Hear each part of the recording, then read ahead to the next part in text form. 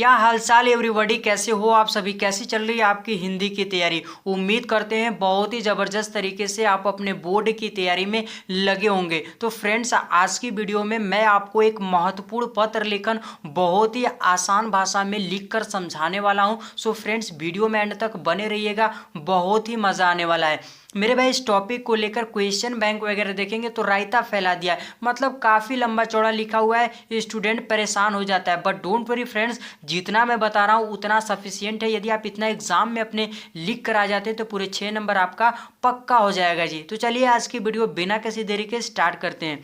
Friends, यहाँ पर आप देख सकते हैं कि कितनी बार आपके एग्जाम में रिपीट हुआ है क्वेश्चन, तो आप समझ सकते हैं कि आपके एग्जाम के लिए कितना ज़्यादा इंपॉर्टेंट क्वेश्चन है। क्वेश्चन है कि स्टेशनरी की दुकान खोलने के लिए किसी बैंक के शाखा प्रबंधक को एक आवेदन पत्र लिखिए।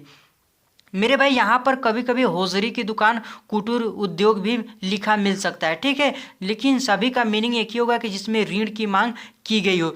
आइए हम लोग देख लेते हैं आखिर आवेदन पत्र आपको अपने बोर्ड की कॉपी में किस प्रकार से लिखना है। तो लिखेंगे सबसे पहले सेवा में, फिर कॉमा लगाएंगे और एक लाइन छोड़ेंगे दोस्तों, ठीक है। दोस्तों, आपको जो बोर्ड की कॉपी मिलेगी वो लाइनिंग वाली मिलेगी, ठीक है। तो इस लाइन को आपको छोड़ना है, उसके जस्ट नीचे लिखना है शाखा प्रबंधक। प्रबंधक भी लिखेंगे दोस्तों, चलेगा। फिर उसके नीचे आपको लिखना है बैंक का नाम, और बैंक का नाम भी आप अपने हिसाब से कुछ भी डाल सकते हैं। जैसे मैंने यहाँ पर भारतीय स्टेट बैंक लिखा हुआ है, आप चाहे तो भारतीय reserve bank, union bank of India, इस प्रकार से लिख सकते हैं। इसके नीचे दोस्तों आपको एक एड्रेस डालना है, और ये भी एड्रेस आप अपने हिसाब से कुछ भी लिख सकते हैं। जैसे मैंने यहाँ पर संत कबीर नगर उत्तर प्रदेश लिखा हुआ है। इतना लिखने के बाद दोस्तों आपको इसके नीचे लिखना है विषय, आखिर किस टॉपिक पर आपको आवेदन पत्र लिखना है। तो हमें लिखना है दोस्तों बैंक से ऋण प्राप्ति हेतु। इतना लिखने के बाद दोस्तों हम लोग लिखेंगे महोदय, और दोस्तों ये जो महोदय वह शब्द है इसकी सिधाई में जस्ट हम लोग लिखेंगे। दोस्तों आपको ये छोटी बातें लग रही है, बट दोस्तों बहुत ही ज़्यादा इंपॉर्टेंट। यदि आप इन चीज़ों को इग्नोर करते हैं, ध्यान नहीं देते हैं, तो भूल जाइए 6 नंबर। आप चाहे कितना भी अच्छी तरीके से आवेदन पत्र लिख कर चले आइए, ठीक है। तो आप इन छोटी छोटी बातों को भी ध्यान देना है, तभी आपको फुल मार्क्स मिलने वाले हैं, ठीक है। महोदय लिखेंगे दोस्तों, कॉमा लगेंगे, फिर इस लाइन को छोड़ेंगे, इसके जस्ट नीचे लिखेंगे सविनय निवेदन है कि वर्ष 2020।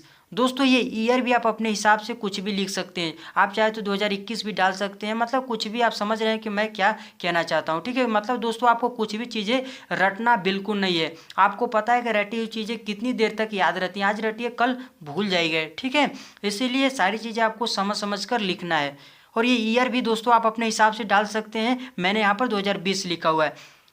मैं इलाहाबाद विश्वविद्यालय, और दोस्तों विश्वविद्यालय का नाम भी आप अपने हिसाब से लिख सकते हैं। जैसे मैंने यहाँ पर इलाहाबाद डाला हुआ है, तो आप बनारस हिंदू विश्वविद्यालय भी लिख सकते हैं, दिल्ली यूनिवर्सिटी भी लिख सकते हैं। मतलब आप अपने हिसाब से जो इच्छा करें वो यहाँ पर लिख लीजिए। मैंने यहाँ पर जो आया है वो लिख दिया है, ठीक है।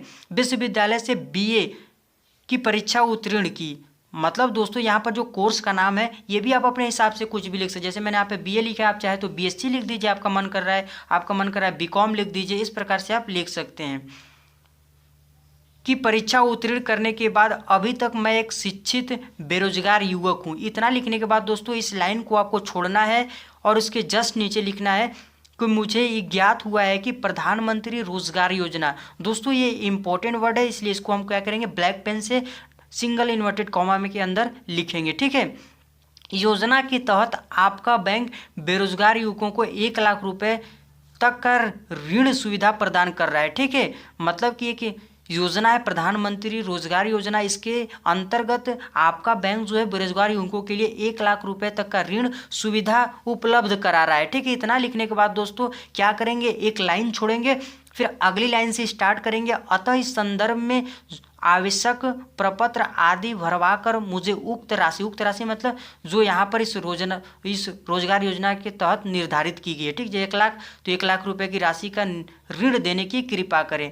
मतलब कि दोस्त इस संदर्भ में जो भी जरूरी के डॉक्यूमेंट्स हैं उसको भरवाकर मुझे उपरोक्त राशि का ऋण देने की कृपा कष्ट करें, ठीक है दोस्तों। इतना लिखने के बाद आपको क्या करना है, नीचे बहुधी लिखना है या फिर प्रार्थी। फिर नीचे दोस्तों एक बात का आपको ध्यान देना है कि आपका नाम बिल्कुल नहीं लिखना है अपना नाम। यदि आप अपना नाम लिख देंगे दोस्तों तो इतना आपका जो मेहनत करके लिखे हैं सारा पानी फिर जाएगा, ठीक है। तो आपको नाम नहीं लिखना है, क ख ग डाल दीजिए, चाहे अब से इस प्रकार से लिख सकते हैं। और दोस्तों यहाँ पर आपको एक दिनांक डालना है और अपने हिसाब से कुछ भी आप लिख सकते हैं।